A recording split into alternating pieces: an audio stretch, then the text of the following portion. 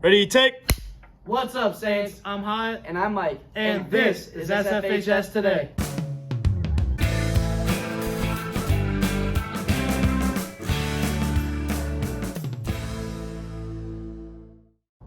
In worldwide news, South Korean President Yoon Suk-yeol stated he had begun practicing golf again as a way to diplomatically reach Donald Trump in his coming presidency. Typically, when US presidents are elected, you can see a frantic movement from world leaders in an attempt to reach them and kind of score that first meeting. And as golf has long proved to be a reliable pathway to Trump, I honestly don't think it's a horrible idea. In previous decades, St. Francis has had the pleasure of hosting foreign exchange students, one of which this year traveled from Switzerland. Nuzette and Haley went out and got her story. What's going on, Saints? I'm Lizette.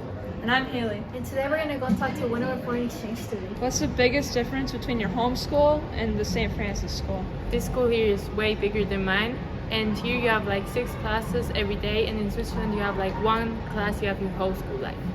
What part of being in America are you most excited for? I was most excited for the football games. What is the process like for becoming a foreign exchange student? At first you have to search like an organization with which you want to do your exchange year. After you fill out a lot of documents, and then you have to wait for like the host family and the state you go in, and then you have to make your visa, and then you fly to America. What's it like having a friend from Switzerland? It's definitely different because there is like a little bit of a language barrier because sometimes like we have to remember how to say words and stuff like that. But I understand more stuff. Like her English is great. What's the hardest word to pronounce in English? Squirrel. Yeah, I learned it. Yeah, we love you, Marcel. Thanks, guys. You know, I've had nothing but good experiences with the foreign exchange program, so I'm beyond delighted we're continuing to host them. You know, Hyatt, I gotta say, those PBIS prizes are getting kind of sweet. Yeah, actually, I'm glad you mentioned that. Our good friend Logan Miller went out and brought us some info on the team that not only decides the prizes, but offers a helping hand around the school. Oh, wow. Jeez. Logan! Oh, Good job, I buddy! didn't even see you there. Hey, that's a pride ticket, dude. You're keeping our school clean, and I really appreciate it. Thank you so much. Thank you. Well done. Have a great day. You too. Man, what is the PBIS team? I guess we'll go talk to Bobby. PBIS team right now is made up of staff members from the building, an admin rep, myself, and then we have a couple of community/family members that are there again to represent our entire building. What we are looking for in a student is someone who is passionate about PBIS, who cares about our school community. Okay, so you may have seen posters up around school and there's a QR code. You can just take a picture of that with your phone and that'll bring you to a Google form. And it's a super short and sweet application. Students know best what students want and what motivates students. So when we're talking about PBIS, especially when we're talking about like our rewards and our incentives, so like all the cool prizes that you get at a drawing, having adults speculate as to what they think teenagers are really interested in and what they like is sometimes really different than what teenagers actually want and are very interested in. So I think just from like an incentives perspective, I think that could have a huge impact on our building, but also a better sense of the pulse. When we talk about our school climate and our school culture, you are the key players. Thanks, Logan. If you remember from last week, we mentioned the school board election unofficial numbers have been reported by the state. They were certified at the district office on Tuesday, November 12th by the canvassing board. This week, we sent Aubrey and Avery out to get us some more info on our new school board.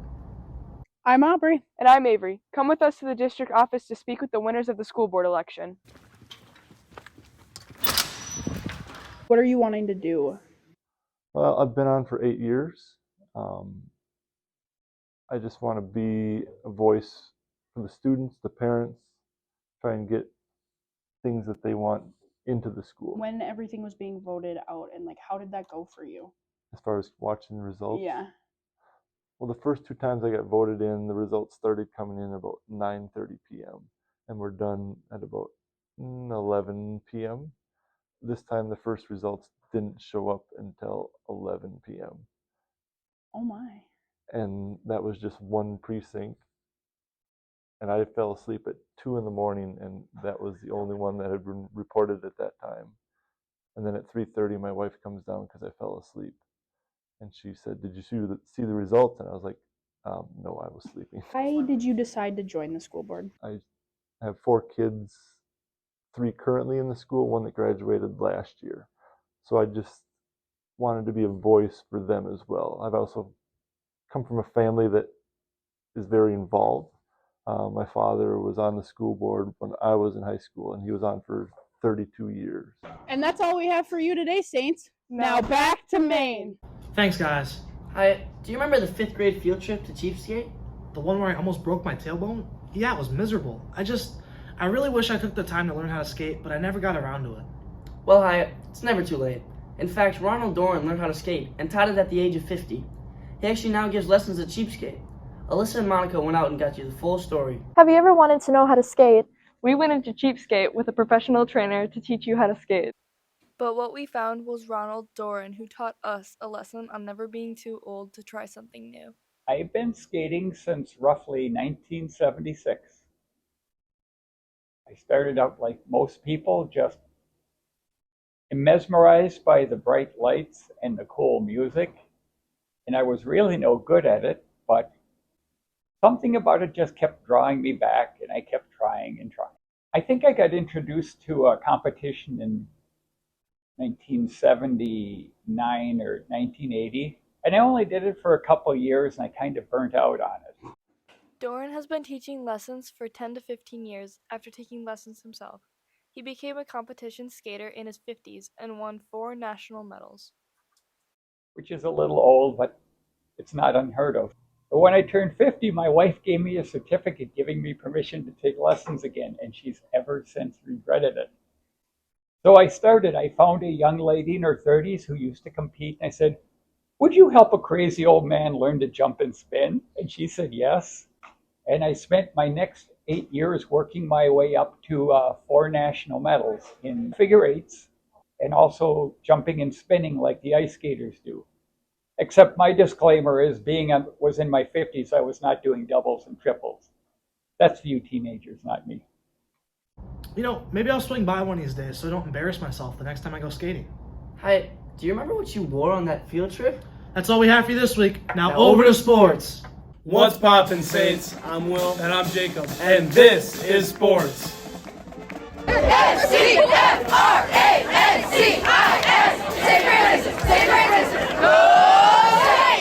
In national sports news, the college football Heisman Trophy race is heating up.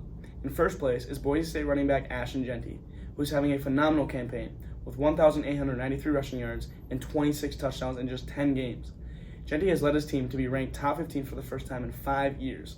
Speaking of college football, the Indiana Hoosiers are an astounding 10-0 for the first time in their 137 years of playing football. That's insane. Anyway, in local sports news, as you might have noticed, it's getting colder outside. And cold weather means snow. And as you all know, snow means skiing. Or snowboarding. Will, skiing will always be superior. However, some students might not be too familiar with our Alpine Ski team. This week, Owen and Quinn went out and got some more info. They're on now.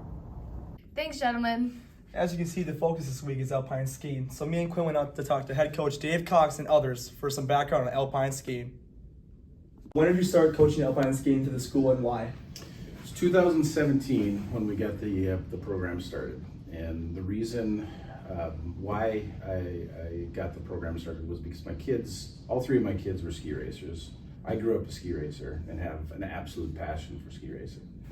So what I wanted to do is create that program for opportunity for the kids in this district, in this school. Well, I started skiing as soon as I was able to walk, and I joined the ski team in my 7th grade.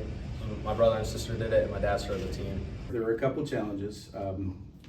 Skiing is not a very well-known sport, right? So I started working on trying to get the program started back in 2015. If it wasn't for Chris Lindquist, we wouldn't have a team, I can tell you that right now. So he did. Props to Chris. I mean, he's all about opportunity for kids. I joined the ski team in 2022 when I was in 7th grade. I joined it because I had previously been racing for Wild Mountain, and I wanted to do it through the high school. With ski racing, the motivation is really up to them, right? I don't have to motivate them. It's kind of a unique sport in the sense that the kids get out of it what they put into it. We stand at the bottom of the hill and we wait for everybody to come down, and then you stop and we will give you instruction and coaching. It's your choice whether you want to stop and get coaching. If you want to ski right by doing 20 miles an hour, I'm not going to stop you. Oh, that's awesome having my dad as head coach. He pushes me a lot and makes me a lot better. This is just another opportunity for kids in the wintertime to have a wintertime sport. That's all the info we got for you on the Alpine Ski team. Now let's send it back to sports. Thanks, guys. In school sports news, the Northern Edge girls hockey team lost to Chisago last week with a final score of 2-3. Girls dance, however, brought home second place in their first showing at Brainerd. Hey, do you think you could ever go pro in a sport? Will, if you saw me on that pickleball court, you know where I'll be in 10 years. Jacob, that would never happen. However, SFHS is home to some athletes that could go pro. They signed to their respective colleges last Wednesday. Congratulations to the following students: Cooper Fiskwald, Sydney Petty, Peyton Pendergrass, Alexa Colquist, and Emerson Marcus. Best of luck. We'll be looking forward to see you guys play in the future. And one last thing before we send it back to Maine. Grady, Tyler, and Kennedy went out to bring you some info on the girls' basketball season. Hey Saints, I'm Tyler. I'm Grady. And I'm Keck. And we got the inside scoop on the girls' basketball team.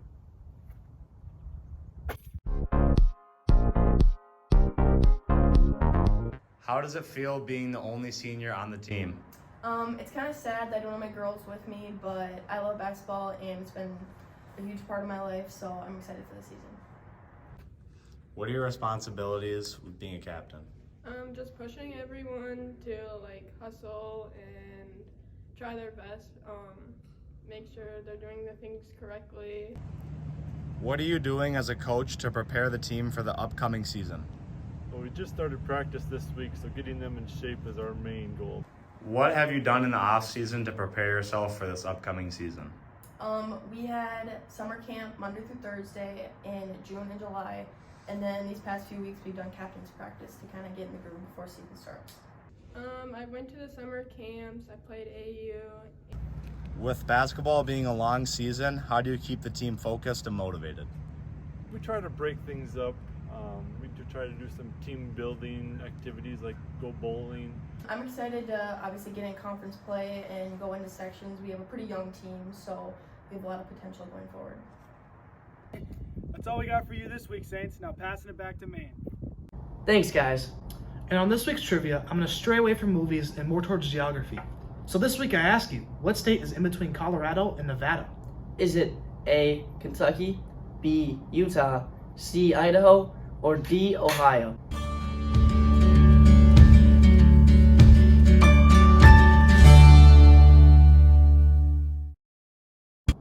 Drumroll please. The answer is B, Utah, which is actually where Mike had his first kiss. And on the topic of first kisses, Logan, Andrew, and Danielle went out to bring you this week's RQT. Can you guys tell us about your first kiss? I'm not doing this. No. What was your first kiss like? Nope. It was, I think, like 4 or 5 months ago. Low key. I was on the bus. It was not good. It was horrible.